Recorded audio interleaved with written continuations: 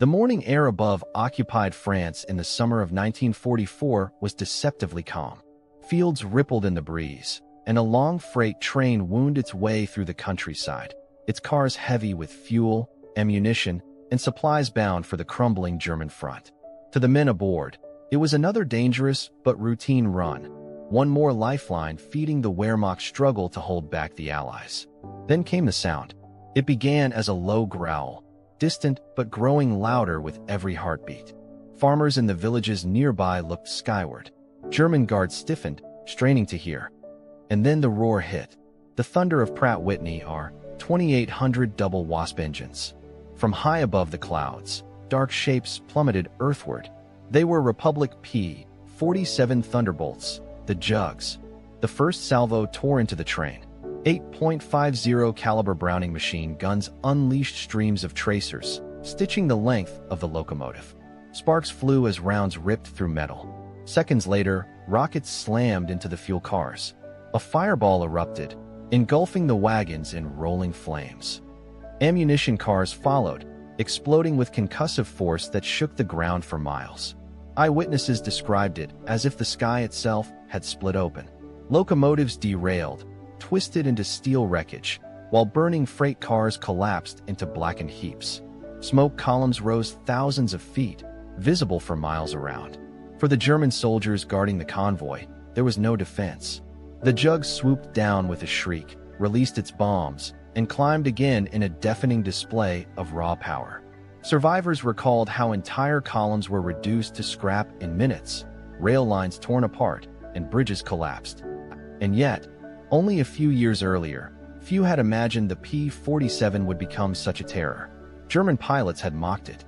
When they first encountered the Thunderbolt in 1943, Luftwaffe officers sneered at the design. Compared to their sleek Messerschmitt Bf-109s and agile Focke-Wulf FW-190s, the jug looked bulky and inelegant. It was heavier than any single-engine fighter before it, more than 10,000 pounds of steel even before loading bombs or ammunition. Luftwaffe reports derisively referred to it as slow, clumsy, and unfit for serious combat. But the men who flew it soon discovered otherwise. The P-47 carried not only a monstrous engine capable of producing over 2,000 horsepower, but also the firepower of 8 heavy machine guns and the ruggedness of an armored tank. Pilots learned it could dive faster than almost any German aircraft, withstand staggering amounts of punishment, and still bring them home. One American pilot later recalled returning from a mission with half the tail gone and holes the size of fists through the wings, yet the jug flew steady as a rock. The Germans' laughter turned to dread when they realized what the aircraft had become, not just a fighter, but a juggernaut. By 1944, Allied strategy had shifted. The P-51 Mustang was taking over as the long-range escort fighter for bomber missions deep into Germany.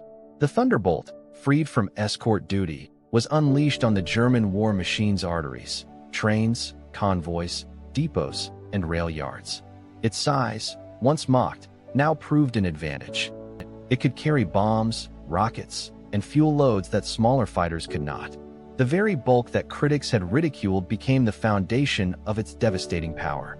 The raid on French trains was only one of thousands. In the months before and after D-Day, the P-47s systematically destroyed over 4,000 locomotives, countless trucks, tanks, and supply depots. Entire divisions were left stranded without fuel or reinforcements. German generals, who once dismissed the Thunderbolt as unworthy of attention, now cursed its relentless presence overhead. The irony was complete. The flying barn door, as it had been called, was no longer a joke. It was thunder in the sky, the hammer that pounded German logistics into rubble. This opening strike against the Reich's lifelines was more than a dramatic moment of destruction.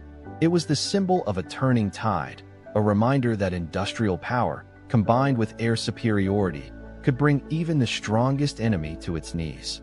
And for the men of the Luftwaffe, who once sneered at the ungainly machine, the reality was brutal. In the end, it was not their sleek Messerschmitts or Focke-Wulfs that defined the air war over Europe, but the jug, the underestimated fighter that became one of the deadliest weapons of World War II. The story of the P-47 had only begun. From its controversial birth to its role in escorting bombers, and finally to its transformation into the scourge of German supply lines, the Jug would carve its name into the skies of Europe. The thunder that shattered the morning calm in France was not an isolated storm. It was the opening note of a campaign that would cripple the Reich from within. The Republic P-47 Thunderbolt did not begin as a weapon of legend. Its birth was marked by doubt, criticism, and the sneers of those who believed aviation had already outgrown such a machine. At a time when sleek, lightweight fighters like the Spitfire, Messerschmitt Bf 109, and Mitsubishi Zero defined the image of air superiority, the P-47 seemed like an ungainly contradiction.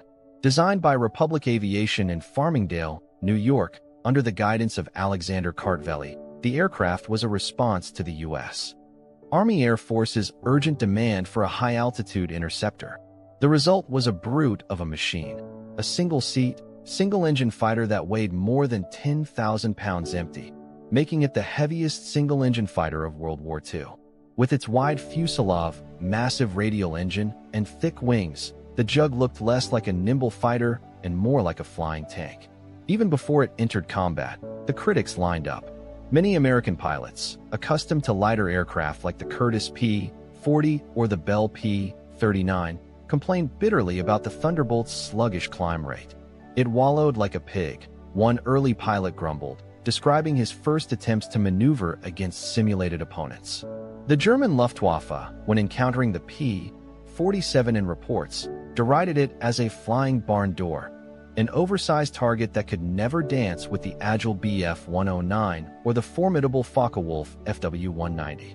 But the doubters underestimated what lay beneath its bulky skin.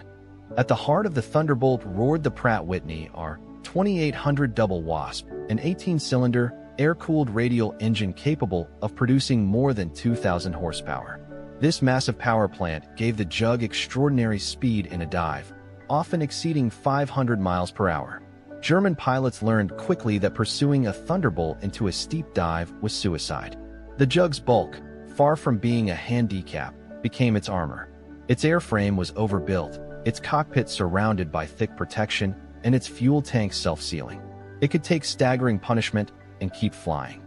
Stories of its resilience soon spread through Allied squadrons. Pilots recalled limping home with wings shredded by flak, holes torn through fuselages, and engines coughing smoke, only to make it back to base. One airman later described returning from a sortie with an entire cylinder blown clean out of the engine. Yet the Jug carried him safely over miles of hostile territory. Others told of belly landings after hydraulic systems failed, the aircraft battered and smoking, but still protecting its pilot to the end. And then there was its firepower. The P-47 carried 8 Browning .50 caliber M2 machine guns, 4 in each wing. Each weapon could spit out hundreds of rounds per minute, capable of shredding enemy aircraft, locomotives, and armored vehicles alike. A pilot pressing the trigger unleashed a storm of lead so dense that few opponents could survive the first pass. Initially, the Thunderbolt entered service in 1942 as a high-altitude escort fighter. Its sheer size allowed it to carry enormous fuel loads, and its engine maintained performance in the thin air above 30,000 feet. When fitted with drop tanks, it could accompany American bomber formations deep into enemy territory. While it lacked the refined agility of a Spitfire or Mustang, it was a steady, powerful guardian that could dive upon attackers and scatter them with overwhelming fire. Still, the complaints continued.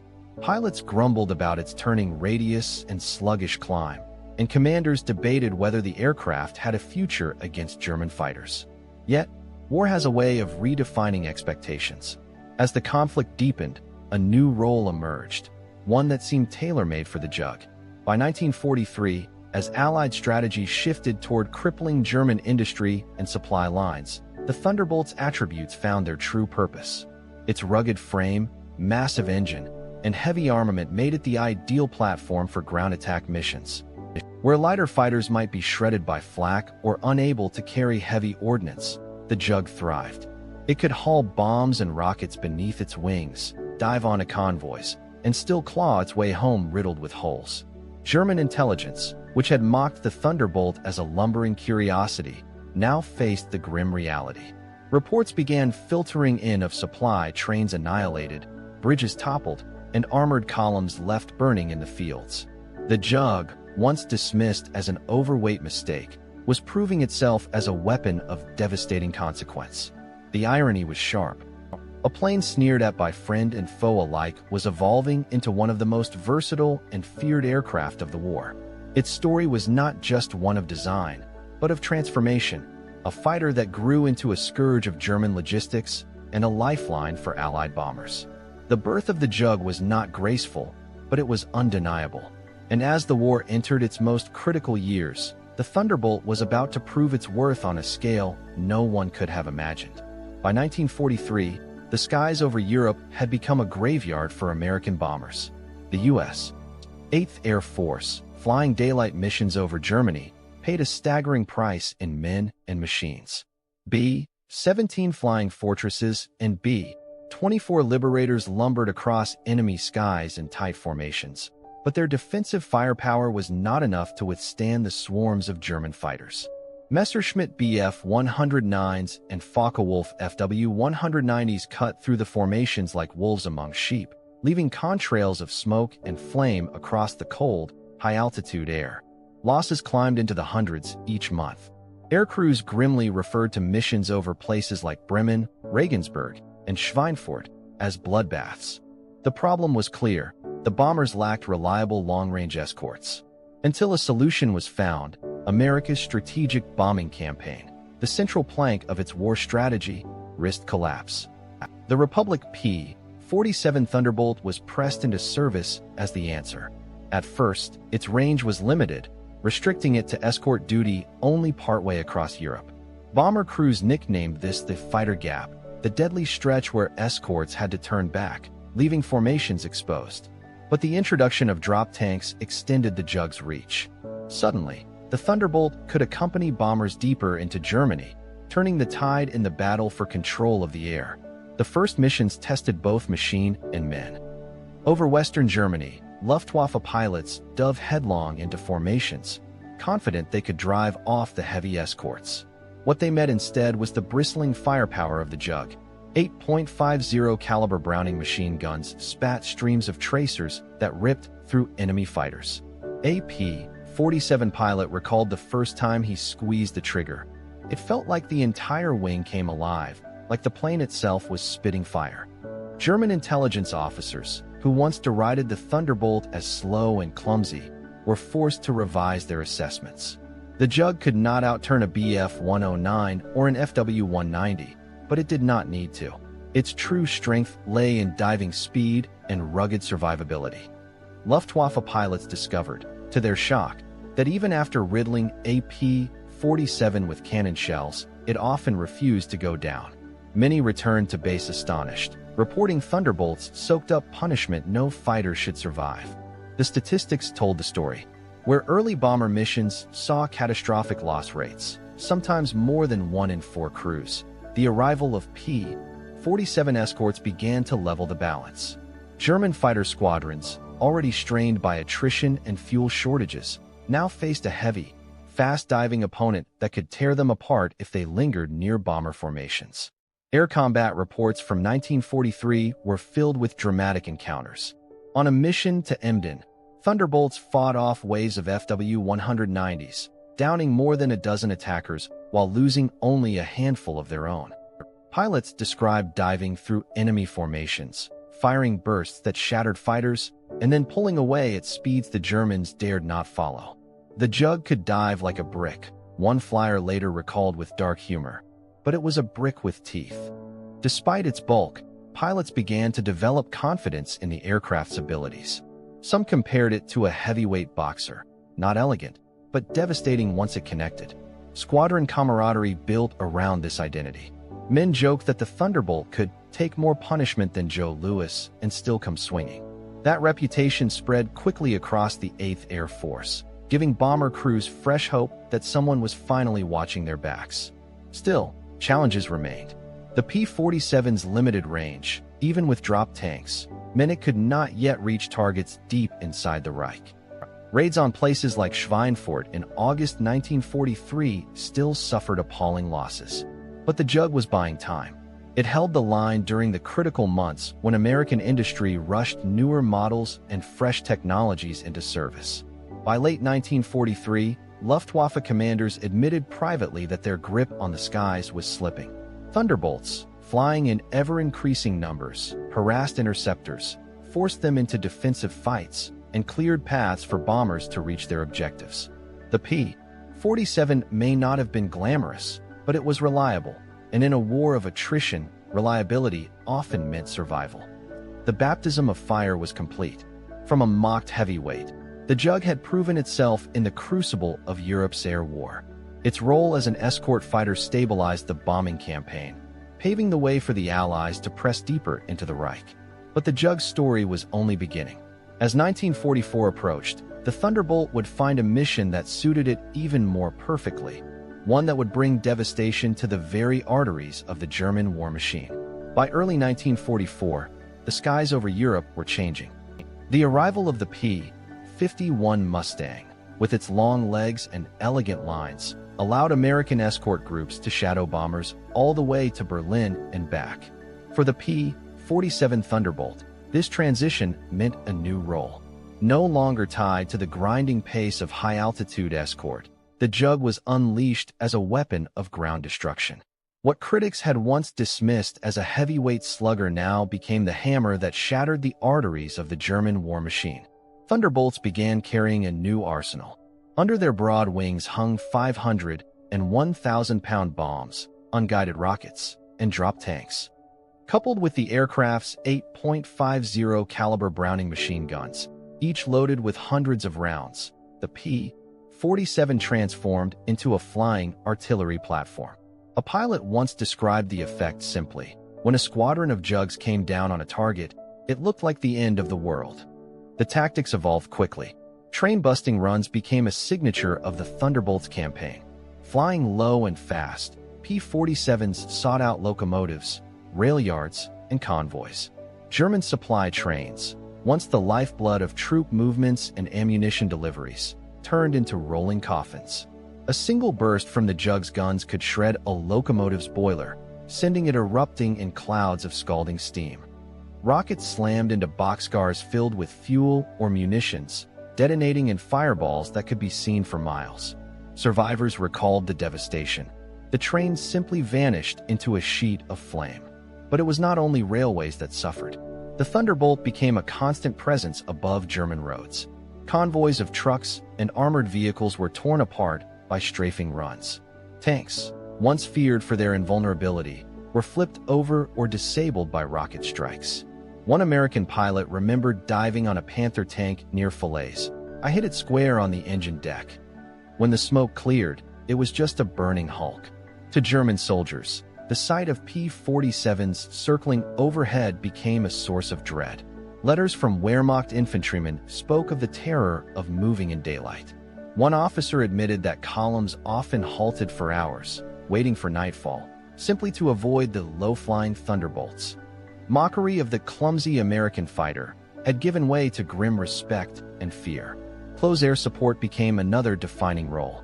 As Allied armies advanced after D-Day, Thunderbolts followed close behind, ready to smash strongpoints, artillery batteries, and retreating forces. Pilots often flew multiple sorties a day, plastering German defenses ahead of Allied ground pushes. During the Battle of the Bulge, when German armor surged through the Ardennes, it was P-47s that swooped down to blunt their advance, strafing fuel depots and convoys until columns stalled in the snow. The scale of destruction mounted. By war's end, P-47s had destroyed more than 86,000 railway cars, 9,000 locomotives, and tens of thousands of trucks and armored vehicles. In total, they accounted for the loss of more than 6,000 German tanks and assault guns. These numbers were not just statistics. They represented the paralysis of an entire war machine. The Luftwaffe could no longer protect Germany's arteries, and the Wehrmacht could not move without being cut to pieces. Yet the cost was heavy. Flying at low altitude placed Thunderbolts in range of every German weapon, from flak batteries to small arms fire. Pilots described the sky as a curtain of black bursts, with flak shredding wings and shrapnel slamming into cockpits. Many never returned from these missions. Still, those who survived swore by their aircraft's toughness. Stories circulated of P-47s limping home with entire control surfaces gone, cylinders shot out of their massive Pratt Whitney engines, even landing on one wheel, battered but alive. By mid-1944, the P-47 had completed its transformation. No longer judged against the Luftwaffe's sleek fighters in turning duels, it had embraced the role for which it was uniquely suited: ground attack. The German war effort now faced a relentless predator that stalked its trains, convoys, and front lines with devastating regularity. The shift was decisive. In the eyes of American pilots, the Jug had gone from an unwanted heavyweight to an indispensable warhorse. For German troops, it had become a symbol of helplessness, proof that the Reich's strength was being drained not just from above the clouds, but from the very roads and rails beneath their feet. And the destruction was only accelerating. As the Allies pressed deeper into occupied Europe, the Thunderbolt would deliver its most devastating blows yet, crippling Germany's lifelines and ensuring the Reich could no longer fight a modern war. By the summer of 1944, the P-47 Thunderbolt had found its destiny not in the duels of high-altitude dogfights, but in the thunderous chaos of low-level strikes. Across the fields and forests of France, Belgium, and Germany, the Jug became the scourge of the railways. Trains that once carried reinforcements, ammunition, and fuel now became moving targets, hunted relentlessly until smoke and fire marked their end. Between 1944 and 1945, Thunderbolts destroyed or disabled more than 4,000 locomotives. To the German war effort, already strained by shortages and overstretched fronts, this was a mortal wound. The Reich's armies depended on their rail network to shift divisions from east to west, to feed cities, and to supply frontline troops. Without it, the machine ground to a halt. The campaign began in earnest in the months before D-Day. As the Allies prepared for Operation Overlord, P-47 groups swept across northern France, striking rail yards at Rouen, Amiens, and Chartres. Locomotives were easy to spot from the air. Their plumes of steam betrayed them even when they tried to hide beneath trees or camouflage netting. One pilot later recalled, "You didn't need a map. Just follow the tracks, and sooner or later you'd find something worth shooting at." On June 6, 1944, as Allied troops stormed the beaches of Normandy, Thunderbolts prowled inland. Their mission was clear: sever the arteries that might bring German reinforcements to the front. Entire convoys of troop trains were torn apart before they could approach the battle. At Caen and Saint-Lô, P-47s strafed tracks until they twisted in molten curls, leaving German formations stranded miles from the fighting. The Wehrmacht, once famed for its mobility, was reduced to marching on foot. The devastation only deepened in the weeks that followed. In Belgium, as the Allies pushed toward the Rhine, Thunderbolt groups targeted every form of rail traffic. Ammunition trains detonated in chain reactions so violent they shattered windows miles away. Coal cars burned until only twisted frames remained. Engineers abandoned their locomotives, leaping into ditches as streams of .50 caliber fire raked the length of the train. Survivors later described their dread of JBOs, short for Jag bombers, low-flying Allied fighter bombers that could appear without warning. To German infantry, the word became synonymous with terror. One soldier wrote in his diary, "The JBOs own the day. We move at night, or we do not move at all. By day, the sky belongs to them, and the rails are graveyards." The impact rippled across the front lines. Tanks sat idle for lack of fuel. Artillery batteries went silent as ammunition failed to arrive. Entire divisions stalled, cut off from supplies. At Falaise in August 1944, the Thunderbolts played a critical role in sealing the pocket. German troops retreating through narrow corridors found themselves under constant aerial attack. Trains loaded with equipment were struck before they could escape. In the aftermath, wreckage littered the valleys, blackened locomotives, shattered freight cars, and abandoned wagons standing as mute testimony to the Jug's fury. The P-47's ability to absorb punishment made these missions possible. Flying at low altitude meant every German weapon, from flak batteries to machine guns, was a threat. Yet Thunderbolts returned again and again, scarred and smoking, but alive. Pilots trusted their rugged mounts, often joking that the Jug could fly with half the engine missing. That toughness gave them the confidence to press home attacks even under heavy fire, ensuring no train was safe. By the winter of 1944-45, as the Allies advanced into the Reich itself, the campaign reached its peak. In the Ardennes, during the Battle of the Bulge, Thunderbolts attacked rail lines feeding the German offensive. Locomotives were destroyed faster than they could be replaced. In the Ruhr, the industrial heart of Germany, P-47s turned rail hubs into ruins. Every destroyed train represented more than twisted steel. It was an entire German battalion left hungry, immobile, or unequipped. The statistics told the story. By war's end, the Thunderbolt had accounted for more than 4,000 locomotives and 86,000 railway cars. Combined with thousands of trucks and armored vehicles, the scale of destruction was staggering. German commanders, who had once mocked the Jug as a flying barn door, now admitted their armies could not move without risking annihilation. For the Allies, the effectiveness was undeniable. The train-busting campaign had paralyzed German logistics, ensuring that reinforcements could not reach Normandy in time, that the Ardennes offensive sputtered, and that the final battles in Germany unfolded against an enemy already starved of mobility. The P-47 had been reborn. From a doubted heavyweight fighter, it had become the scythe that reaped German transport and mobility from the skies. The Reich's soldiers no longer laughed. They looked nervously upward, waiting for the thunder to come. As 1944 wore on, the Reich soldiers no longer spoke of the P-47 Thunderbolt with derision. The flying barn door they had once mocked had become a predator that stalked roads, railways, and convoys by day, leaving destruction in its wake. German reports, once dismissive, began to reveal a grim respect, even fear, for the Jug and the men who flew it. For Luftwaffe fighter pilots, the Thunderbolt was at first considered an easy mark. Heavy, radial-engined, and less graceful than the Messerschmitt Bf 109 or the Focke-Wulf FW 190. It seemed unsuited for the dueling skies of Europe. Yet repeated encounters told a different story. The P-47 could dive faster than any German aircraft, using its immense weight to slip away from danger.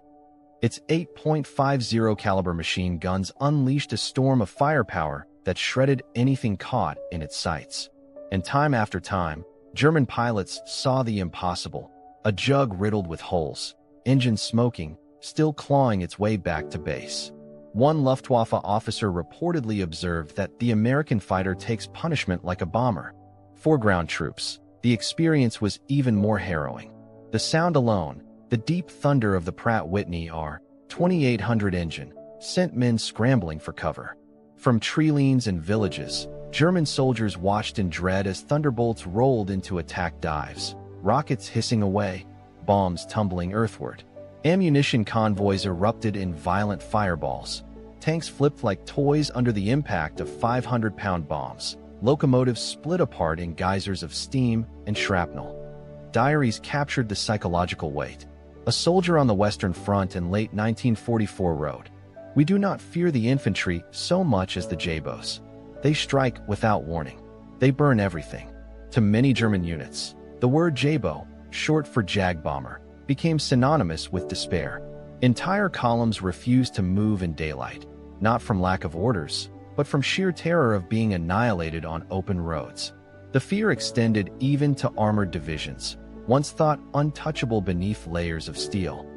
Panthers and Tigers, symbols of German strength, proved vulnerable when caught on the march. A single salvo of rockets could disable tracks, ignite fuel, or detonate carried ammunition. Engineers found themselves patching bridges and rails endlessly, only for the Jug to return the next day and undo all their work. What began as mockery, laughter at an overweight, clumsy fighter, transformed into a daily ordeal that sapped morale across the Wehrmacht. Reports from commanders reflected the shift. Field dispatches complained that constant air attacks slowed movements to a crawl. Reinforcements often arrived too late to counter Allied breakthroughs because roads were impassable, littered with wreckage left by Thunderbolts. In one intercepted message, a German officer lamented that, "Our soldiers now march by night like ghosts, for by day the sky belongs to the Americans. Even the Luftwaffe's remaining aces, men who had once dominated the skies, came to dread the Jug's persistence. Against dwindling fuel supplies and inferior numbers, German pilots found themselves unable to match the sheer volume of Allied aircraft. For every Thunderbolt shot down, another squadron seemed to arrive, bristling with firepower. The psychological toll was as real as the physical destruction. By early 1945, the Reich soldiers recognized the Jug not merely as an aircraft, but as a symbol. Each low rumble overhead reminded them of the imbalance of the war, of American industry's limitless reach, of skies they no longer controlled, and of a future slipping beyond their grasp. The Thunderbolt was not elegant, nor graceful, but in its brutal efficiency it embodied the reality of Germany's decline. The mockery had ended. In its place remained silence, fear, and resignation as the shadow of the Jug passed overhead. By the spring of 1945, the once-mocked P-47 Thunderbolt stood as one of the most destructive and decisive weapons of the Second World War. Over the course of the conflict, Thunderbolts flew more than 546,000 sorties in the European theater alone. They unleashed 132,000 tons of bombs, fired millions of rounds from their 8.50 caliber machine guns, and left behind a continent littered with the wreckage of trains, trucks, tanks, and aircraft. What had begun as an overweight, ungainly fighter had ended the war as a legend. The scale of its production told part of the story. Nearly 15,600 Thunderbolts rolled out of Republic Aviation's factories in Farmingdale, New York, and Evansville, Indiana, making it one of the most produced fighters of the war. This sheer industrial output ensured that wherever American bombers flew, the Jug was close behind, escorting at altitude or prowling low over enemy supply lines. German officers, once derisive, came to recognize it as the scourge of their armies, a presence that seemed to dominate both sky and ground. For the pilots who flew it, the P-47 inspired fierce loyalty. Many remembered the Jug not for its beauty but for its ruggedness, for the way it absorbed punishment and brought them home. Stories circulated of aircraft returning with cylinders blown from the radial engine, control surfaces shredded by cannon fire, or wings nearly torn through by flak, and still managing to land safely.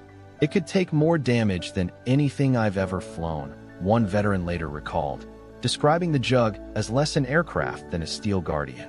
The Luftwaffe, too, remembered it in grim terms. Fighter pilots who once laughed at its bulk learned to respect its blistering dive speed, which allowed Thunderbolts to disengage or strike with deadly momentum. Ground troops came to dread the sudden howl of rockets and the relentless chatter of its machine guns. In occupied Europe, the name Jabo became synonymous with destruction from the sky. For every locomotive blasted apart, every convoy reduced to twisted steel, German morale withered further under the shadow of the Jug. Yet the P-47's legacy extended far beyond raw numbers. Its success cemented the role of the fighter-bomber in modern air warfare. No longer would air combat be defined solely by duels between sleek interceptors. The war had demonstrated that aircraft able to deliver precision strikes against logistics and infrastructure could decide campaigns just as surely as fighters guarding bombers at altitude. The Thunderbolt, clumsy though it had appeared in 1942, had reshaped the very doctrine of air power. After the war, the Jug did not fade immediately into history. It served with the U.S. Air National Guard for years and flew in the air forces of nations from France to Brazil. Its design influenced the next generation of jet-powered fighter bombers, which carried forward the lessons of durability, firepower, and versatility that the Thunderbolt had embodied. In Korea and later conflicts, its spiritual descendants continued the mission the Jug had pioneered, striking ground targets to break the enemy's ability to fight. The irony endured. What German intelligence had dismissed as an overweight, clumsy design had in fact become one of the war's most effective weapons. It was never as glamorous as the P-51 Mustang, nor as nimble as a Spitfire, but it did something those aircraft could not. It crippled the Reich's arteries, severing its trains, choking its roads, and cutting its fuel lines until its armies could no longer move. In this, the Jug helped shorten the war and save countless lives on the ground. The final image is not of soaring dogfights or elegant aerobatics, but of a landscape scarred by its fury. Across France, Belgium, and Germany, twisted rail lines still lay where bombs had torn them apart. Burned-out locomotives rusted beside embankments, silent monuments to the Thunderbolt's relentless campaign. Villages and fields bore the marks of strafing runs, scars that told of the Jug's passage. For the men who flew it and the enemies who endured it, the P-47 Thunderbolt left no doubt. It was proof that resilience, industrial power, and overwhelming firepower could transform a mocked machine into a war winner. The Jug had not been graceful, but it had been unstoppable, and in the end, it helped crush the lifelines of a Reich that once believed it could not be touched.